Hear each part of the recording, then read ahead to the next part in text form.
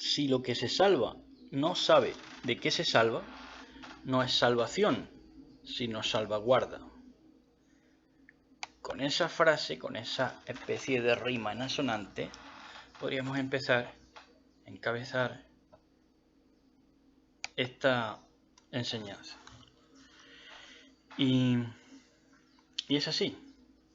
Si lo que se salva no sabe de qué se salva, no es redención, sino salvaguarda. Yahshua no salva solamente de una muerte orgánica, sino de una muerte de extinción de luz, de Or. En hebreo luz es Or.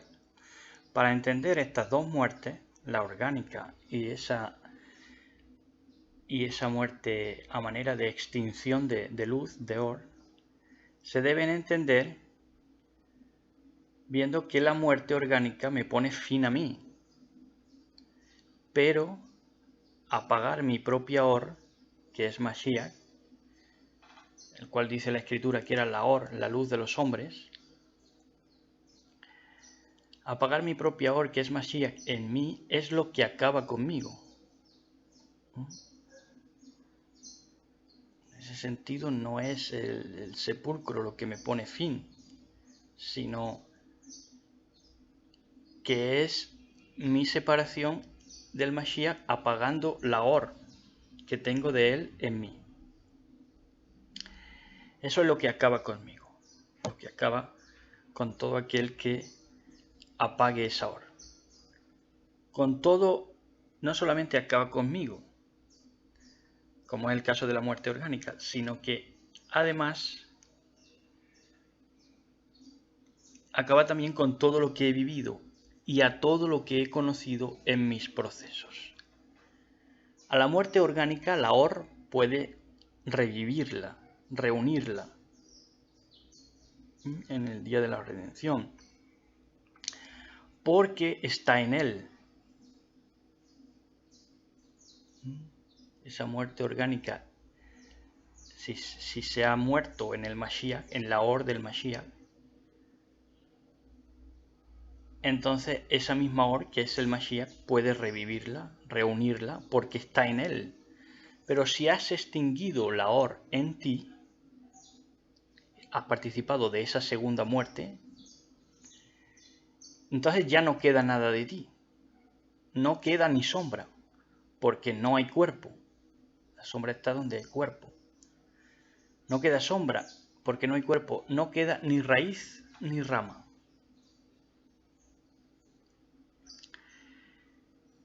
Entonces, la Or, ¿con qué se extingue? La Or se extingue, esa Or del Mashiach. Dice que Mashiach era la Or, la luz de los hombres. Volvemos a repetir el texto. La Or se extingue con la mentira, el autoengaño, la cesión a las presiones sociales o compromisos indebidos. La Or se extingue no manifestando lo que se es, no manifestando esa Or, esa luz, no manifestando lo que en verdad se es. La Or se extingue ocultándose y disfrazándose con el mejor disfraz del momento.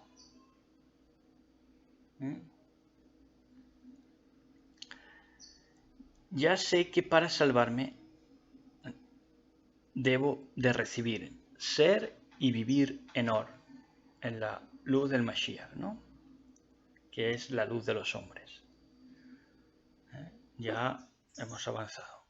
Entonces ya sé que para salvarme debo de recibir, ser y vivir en Or. Ya soy sincero. Bien. El siguiente paso es preguntarme qué o quién me salva. ¿Me salvo yo o me salva el Mashiach? Pues déjenme decirles que el Mashiach no obra la salvación, sino que el Mashiach es la salvación. Si obrara la salvación, salvaría a todos, pero es la salvación para que todos los que se salven sean de sí mismo. Y la obra de salvación sea salvar las obras hechas en él. Es decir, tanto se salva la obra como obra lo salvo. Esto parece un juego de palabras, pero responde a una profunda meditación y recepción de la Torah Emet. Yahshua me salva de mis pecados, pero mi vida la he de resolver yo rechazando esos pecados y haciendo que la salvación de mis pecados llegue a convertirse en mi redención. Mi redención empezó y la hizo posible el Mashiach, Yahshua, pero soy yo quien la he de llevar a cabo. Yo soy responsable de mi vida, no le hago responsable a él de que yo me redima o no. Antes bien le doy las gracias por la oportunidad y el chance que tengo de redimirme por él. Así pues, de lo primero que me salva es de separarme de él, el Mashiach, y que toda mi percepción muera. Porque si me separara de él, toda mi percepción moriría, acabaría muriendo. Y después de eso, me salva de no dejarme podrido en un sepulcro. Si no entiendo la salvación por ese orden, al final lo que entenderé es que me salva de ser cadáver primero y luego me salva de separarme de él. Por lo tanto, con este mal entendimiento y disgregación mental, mi esperanza durará o duraría lo que tarde o tardara en ver la muerte cercana o la amenaza de muerte o la muerte de gente cercana. Y a partir de ahí, a partir de ese error, ahondaría en la desesperanza y daría lugar al desenfreno y la transgresión. Por eso se dan casos, por ejemplo, como los de los Amish, que cuando, por ejemplo, un Amish se pasa reprimido toda la vida y luego si el Amish apostata de su fe, de sus creencias, de sus credos, pues se convierte en una máquina de pecado, de transgresión, de fornicación. Y podríamos nombrar también a los solterones y solteronas de siempre, ¿no? De toda la vida, que son solterones o solteronas supuestamente de estos que visten santos, pero cuando llegaban a que una vez desplazados los que le hacían vivir reprimido, sea padre, sea aquello de lo que han tenido que estar debajo, ¿no? Pues luego se convertían en los más degenerados, estos solterones o solteronas. ¿Por qué? Porque en el fondo eran reprimidos porque se creían que lo primero que hacía el Mashiach, malentendiéndolo y consciente subconscientemente, es que les salvaba de morirse del sepulcro. Cuando ellos ven, por ejemplo, se le mueren los padres que han estado condicionándoles la vida y reprimiéndolo, y ellos ven de que la muerte ha llegado, pues ellos dicen, pero si esto es mentira todo. En su mente existe ese proceso que dicen, al ver la muerte de cerca, creyendo, malinterpretando que lo va a salvar de vivir una muerte, de ser cadáveres, pues entonces ellos al ver esa realidad de cerca, pues ya se apostatan de todo y se marchan a vivir, como decimos, una vez que ya han sido suprimidos, desplazados o muertos la gente que le ha estado haciendo vivir reprimido, pues ya le dan rienda suelta a sus pasiones más bajas, ¿no? ¿Por qué? Porque lo han entendido del revés. Lo han entendido del revés. Lo primero que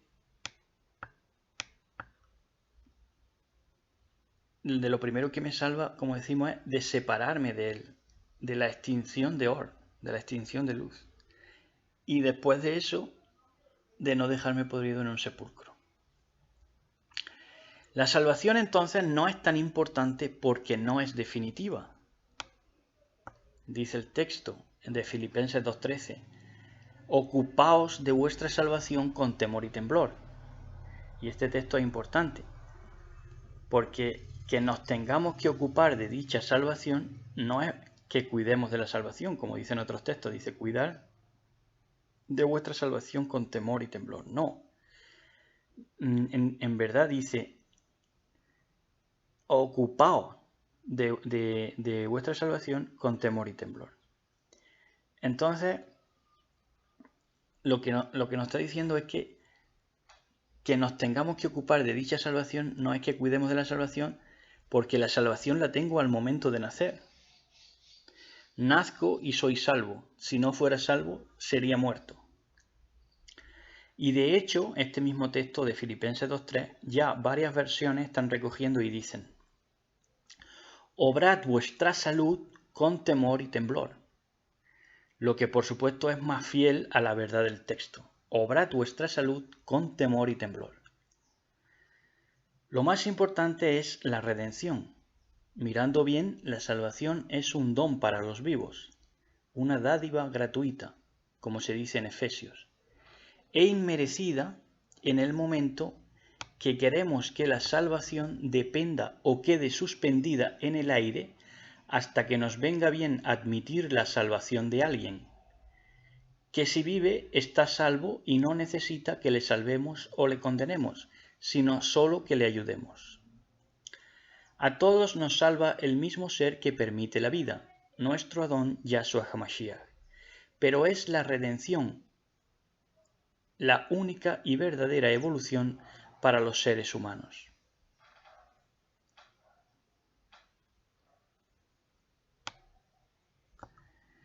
Lo que nos salva de todo es esa redención final. Y es la salvación completa de nuestra mejor versión, de lo que es Or. La redención, se puede decir que la redención es la salvación 2.0 al lenguaje actual. Y porque la redención es al final de todo, hasta el final de todo hemos de permanecer en la salvación de Yah. ¿Quién es la salvación de Yah? Yahshua. Yahshua HaMashiach. Bendito sea su nombre. En Romanos 10:10 al 13 dice que con la boca se confiesa para salvación, en el verso 11. Y en el verso 13 dice que todo aquel que invocare el nombre del Adón, Yahshua HaMashiach, será salvo. El texto es concluyente. Bien, pues cristianos en un nombre que era falso pero que creían verdadero, el de Jesucristo, si se la han pasado predicando la gracia, ¿qué problema había con este texto, con esta palabra? De que todo aquel que invocare el nombre del Adón, Yahshua HaMashiach, ellos creían que era Jesús, será salvo.